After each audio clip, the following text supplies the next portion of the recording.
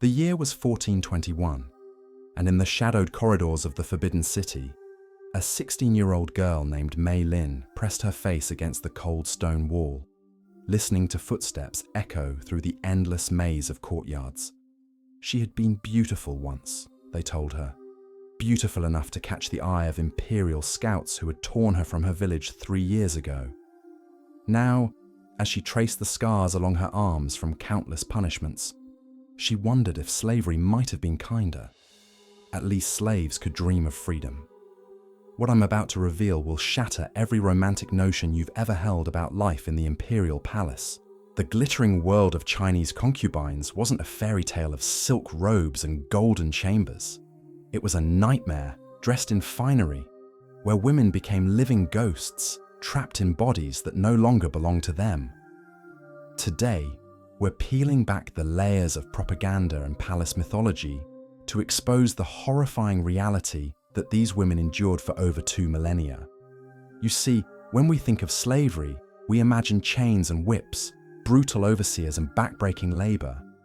But what if I told you there was a form of bondage so complete, so psychologically devastating, that it made traditional slavery look like mercy? Welcome to the world of imperial concubines, where golden cages became tombs for the living, and beauty was the cruelest curse of all. The system that destroyed millions of women didn't emerge overnight. It began during the Jin dynasty, but by the time the Ming emperors perfected their methods, they had created something far more sinister than simple enslavement.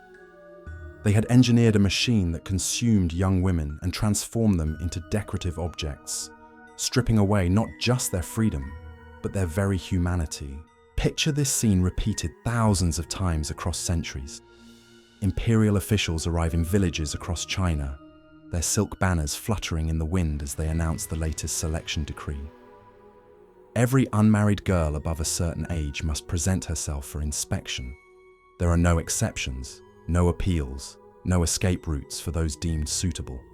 The emperor's hunger for fresh faces is insatiable, and the state machinery exists to feed it. But here's where the nightmare truly begins. Unlike slaves who were bought and sold in markets, these girls were selected based on an impossible standard of perfection that would become their doom. They underwent examinations so invasive, so dehumanizing, that many never recovered from the psychological trauma. Officials scrutinized every inch of their bodies, checking for blemishes, measuring proportions, testing their voices, and even their scent. The girls who survived this initial horror faced something even worse. They were taken to the Shen Wu Gate of the Forbidden City, where the real testing began. Imagine being forced to sleep in the same bed as the emperor's mother, while she observed your every movement, listening for snores, checking if you moved too much or emitted any unpleasant odors during the night. One restless moment could mean immediate rejection, but passing meant something far more terrifying. Those who made it through became property of the state in ways that exceeded even the bondage of slavery. A slave owner might beat or abuse their property, but they had economic incentives to keep their investment alive and productive. The emperor faced no such constraints. His concubines existed solely for his pleasure and political advantage, and when that purpose was served, they became less valuable than the furniture in their chambers. The hierarchy that governed their lives was a masterpiece of psychological torture. At the top sat the empress, untouchable and supreme. Below her, ranks upon ranks of consorts, concubines, and lesser women competed for scraps of attention that might never come.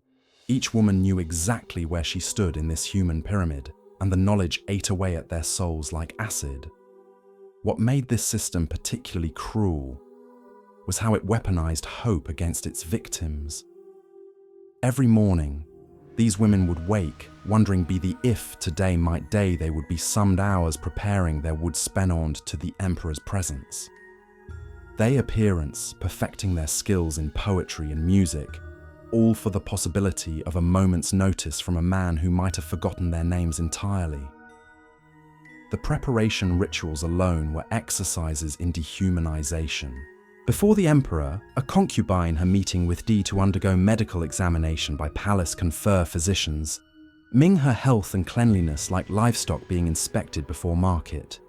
She would be bathed, perfumed, and dressed by servants who handled her body as if it were a doll being prepared for display. And then, days came, the waiting stretched into months, months into years, and years into decades. Many women lived their entire adult lives in the palace without ever speaking to the emperor. They existed in a state of perpetual anticipation that slowly transformed into despair, then numbness, and finally, a kind of living death that was perhaps worse than any physical bondage. The Confucian philosophy that justified this system added another layer of cruelty. It demanded that these women suppress all natural human emotions. Jealousy was forbidden, even as they watched other women receive the attention they craved. Love was impossible when the object of their supposed affection treated them as interchangeable ornaments. They were expected to maintain dignity and grace, while their spirits were systematically crushed beneath the weight of meaningless ritual and endless competition.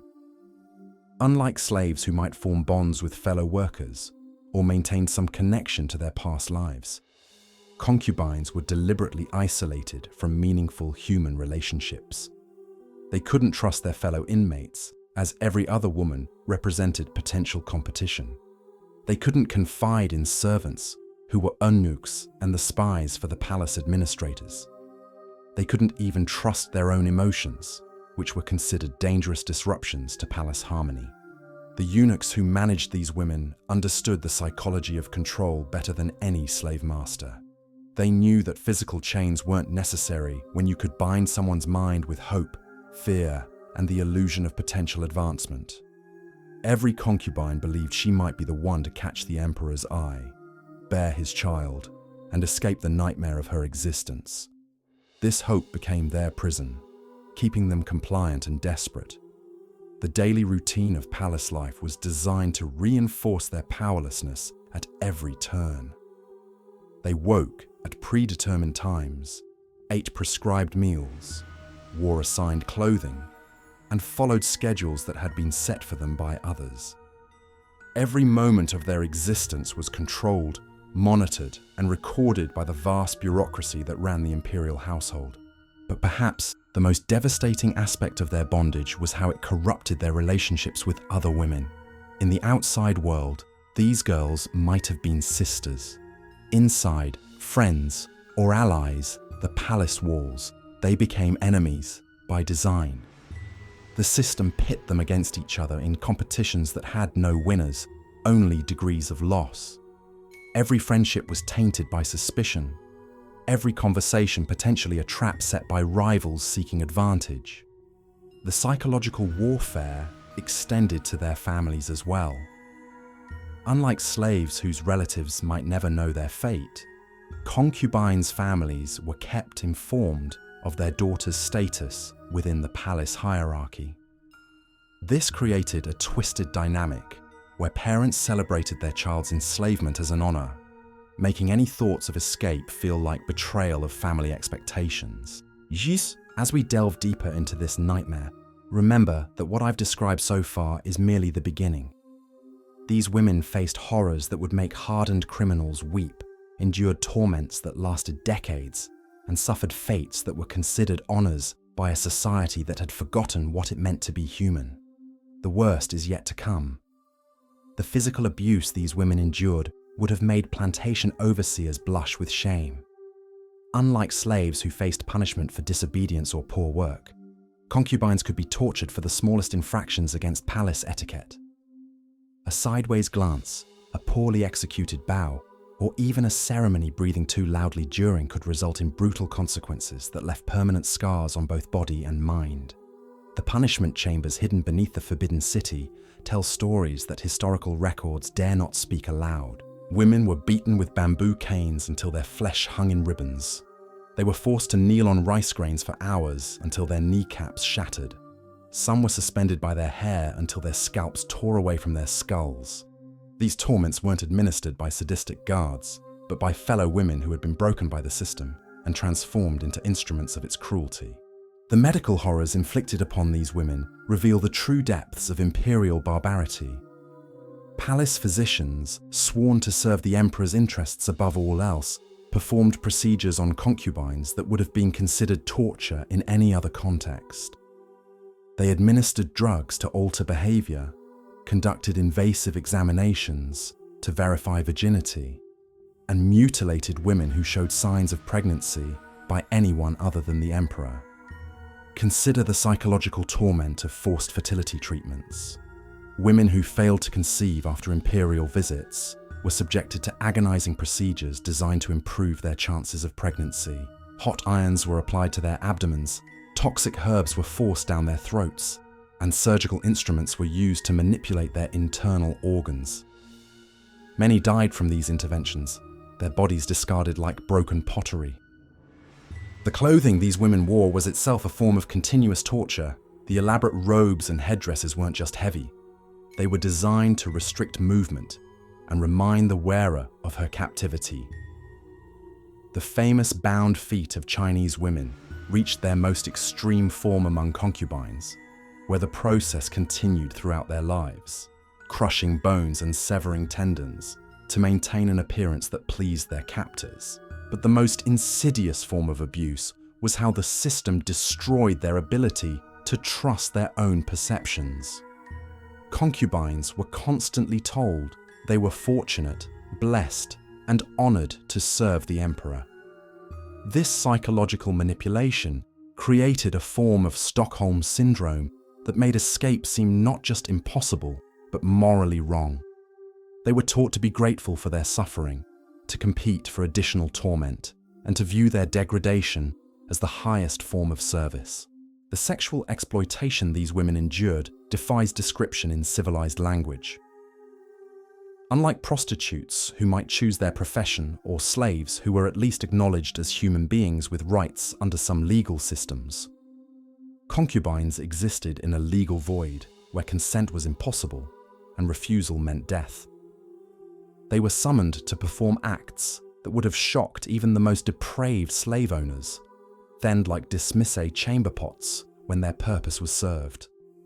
The emperor's sexual appetites were considered divine mandates, regardless of how twisted or violent they became. Concubines who pleased him might be rewarded with slightly better treatment, but those who failed to satisfy his desires faced punishments that extended far beyond their own suffering.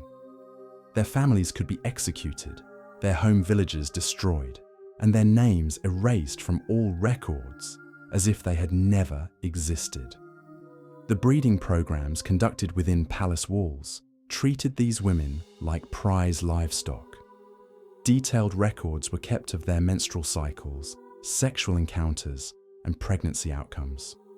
Women who failed to conceive were subjected to increasingly desperate interventions, while those who miscarried faced accusations of deliberate sabotage that could result in their execution. The children born to these women faced fates that revealed the ultimate cruelty of the system.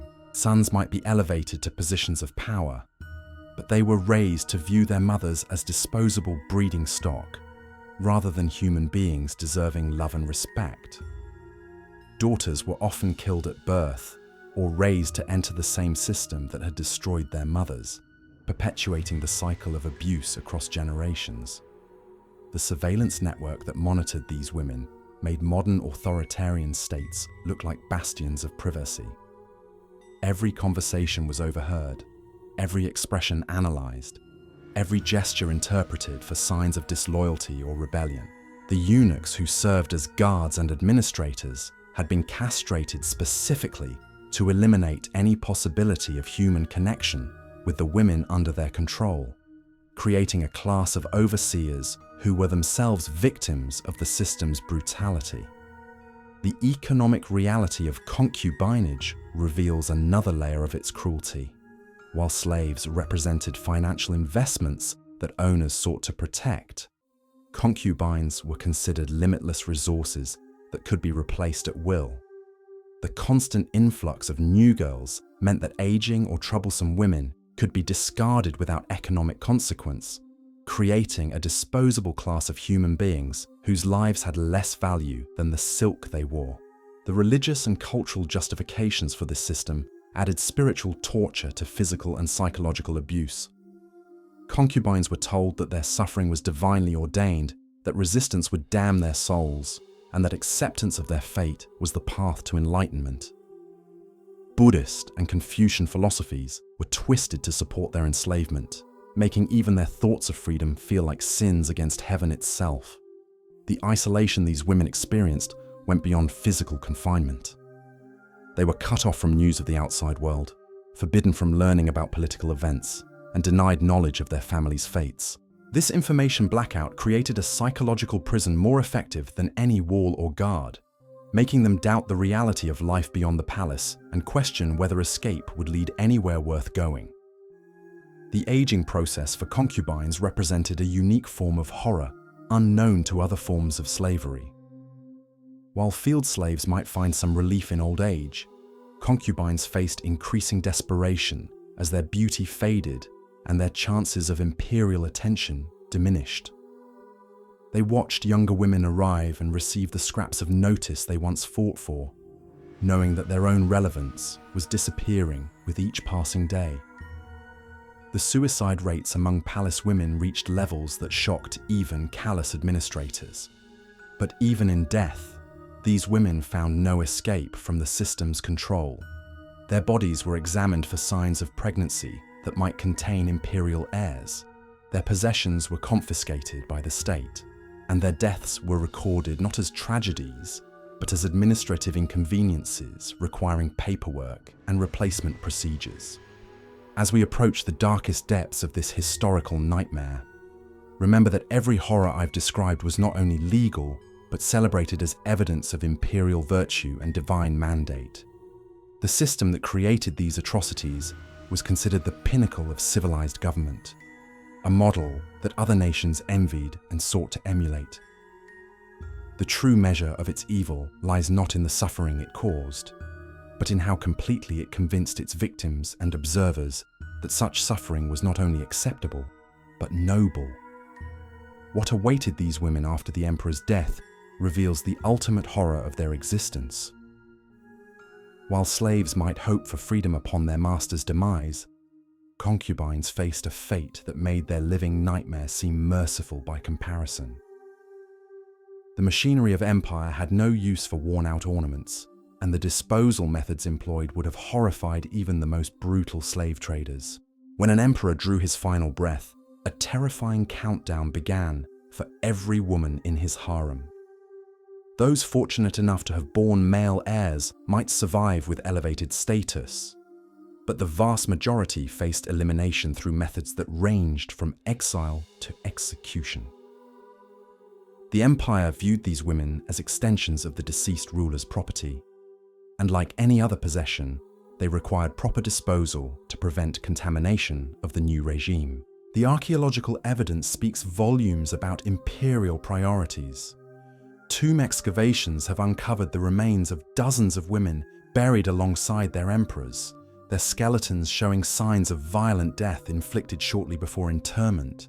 These weren't willing martyrs choosing devotion, but victims of a system that demanded their blood as payment for decades of captivity. The positioning of their bones suggests many were bound and struggling when death came for them. During the Chen and Qin periods, the execution of childless concubines became ritualized murder on an industrial scale. Palace courtyards ran red with blood as hundreds of women were systematically slaughtered to accompany their master into the afterlife. The survivors were forced to watch these massacres, understanding that their own deaths were merely postponed, not prevented. This psychological torture extended their suffering beyond the grave, as they lived in constant terror of the day their turn would come. Those who escaped immediate execution faced fates that might have made death seem preferable. The practice of tomb guardianship condemned women to spend their remaining years in isolation near burial sites, tending graves with their own hands while slowly starving on meager rations, provided by an administration that viewed them as already dead. These living ghosts wandered among tombstones, their minds gradually fragmenting under the weight of solitude and despair. The nunnery system provided another avenue for disposal that masqueraded as mercy while delivering its own unique torments. Women who had spent decades in silk robes were stripped naked, their heads shaved, and their bodies scarred with religious markings that identified them as imperial refuse. These institutions operated more like prisons than places of worship, with former concubines locked in cells barely large enough to lie down, forbidden from speaking, and fed just enough to prevent immediate death. The recycling of beautiful women between emperors reveals the commodified nature of their existence in its starkest form. Concubines who had served one ruler were evaluated like used furniture to determine if they retained enough appeal for the next occupant of the throne. Those deemed suitable were transferred to new harems where they faced the additional humiliation of competing with fresh victims while bearing the stigma of being second-hand goods. Palace records document the systematic erasure of women's identities that accompanied these transitions. Names were struck from official rosters, personal possessions were redistributed or destroyed, and any children they had borne were reassigned to other mothers to eliminate traces of their existence. The empire treated these erasures as administrative efficiency, but for the women involved, it represented the final destruction of any proof they had ever lived. The suicide epidemics that swept through palace harems during succession periods tell their own story of desperation. Women chose self-inflicted death rather than face the horrors awaiting them, but even these final acts of agency were corrupted by imperial control. Guards were stationed to prevent suicides that might deprive the new emperor of potential concubines, forcing women to die in agony from failed attempts rather than achieving the quick release they sought. The geographic dispersal of surviving concubines served political purposes that ignored human cost entirely. Women were shipped like cargo to distant provinces where they served as diplomatic gifts or rewards for loyal officials. These forced migrations separated them permanently from any remaining connections to their past lives, completing their transformation from human beings into political tools that could be deployed wherever the empire required leverage. The medical experimentation conducted on aging concubines represents perhaps the darkest chapter in this catalogue of horrors. Palace physicians used these women as test subjects for procedures too dangerous to attempt on valuable patients, treating their bodies as disposable laboratories for advancing imperial medicine. The screams echoing from palace infirmaries bore witness to surgeries performed without anesthesia on conscious victims who had no right to refuse treatment. The breeding programs didn't end with the emperor's death, but continued under new management as administrators sought to determine which women might still produce valuable offspring. Forced examinations, artificial insemination procedures, and experimental fertility treatments were inflicted on women whose reproductive systems had been damaged by decades of abuse. Those who conceived were monitored like prize cattle, while those who failed were discarded as defective merchandise. The psychological warfare employed during succession periods targeted women's already fragmented mental states with surgical precision. False promises of freedom were dangled before desperate victims who were then punished for believing them. Mock selection ceremonies raised hopes that were systematically crushed to demonstrate the futility of expecting mercy from the new regime. These mind games served no practical purpose beyond the sadistic pleasure of watching broken spirits shatter completely. The economic calculations that determined each woman's fate reduced human lives to accounting entries in imperial ledgers. The cost of maintaining aging concubines was weighed against their potential utility, with those deemed unprofitable marked for elimination through methods that minimized expense while maximizing the deterrent effect on survivors. These death sentences were carried out with the same bureaucratic efficiency that had governed their lives, reducing murder to administrative procedure. The religious ceremonies that accompanied mass executions added blasphemous mockery to systematic slaughter. Buddhist and Taoist rituals were perverted to justify murder as spiritual liberation, with palace priests blessing the axes and swords that would end these women's suffering. The victims were forced to participate in their own funeral rites, reciting prayers for their soul's peaceful journey while knowing that no peace awaited them in death any more than it had in life.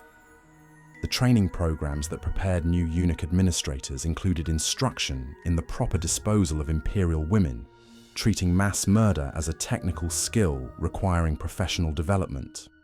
These courses covered everything from the most efficient killing methods to the proper documentation required for each death, creating a bureaucratic apparatus that could process hundreds of executions with the same attention to detail applied to tax collection.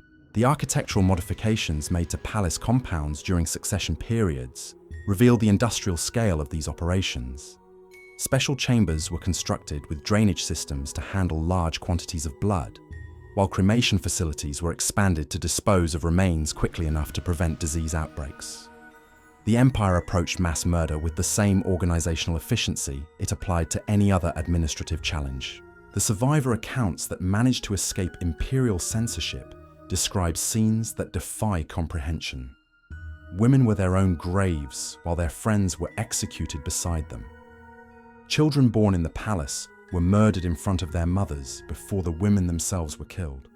The sounds of dying filled palace courtyards for days as administrators worked through their lists with methodical precision. The international diplomatic implications of these practices created additional pressures on surviving women who might be traded to foreign courts. These diplomatic concubines faced the horror of being delivered to rulers whose languages they couldn't speak and whose customs they couldn't understand. Trapped in foreign palaces where their suffering continued under different management but with equal intensity. The cover-up operations that followed each succession period involved the systematic destruction of evidence and the silencing of witnesses who might contradict official narratives. Palace workers who had participated in the killings were often executed themselves to prevent testimony about what they had seen. The empire understood that maintaining the mythology of imperial benevolence required erasing all traces of the atrocities committed in its name. As we peer into this abyss of human suffering, we begin to understand how a system could function for millennia while consuming millions of lives without generating effective resistance. The concubinage system didn't just destroy individual women, it created a machinery of oppression so complete and so normalized that even its victims often defended it as necessary for maintaining cosmic order. The true evil lay not in the cruelty itself, but in how thoroughly it convinced everyone involved that such cruelty was not only acceptable, but essential for civilization itself. The story of imperial concubinage stands as one of history's most damning indictments of power's capacity to corrupt absolutely. These women, torn from their families and imprisoned in golden cages, endured suffering that makes traditional slavery appear merciful by comparison. While slaves could dream of freedom, concubines faced a psychological bondage so complete that even death offered no guarantee of release. Their beauty became their curse, their hope became their prison, and their very existence was reduced to serving a system that viewed them as disposable ornaments rather than human beings. Today, as we remember the millions of nameless women who vanished behind palace walls, we must ask ourselves what systems of oppression we might be normalizing in our own time. The echoes of their screams still whisper through the corridors of the Forbidden City, reminding us that civilization's greatest monuments are often built upon foundations of unimaginable human suffering.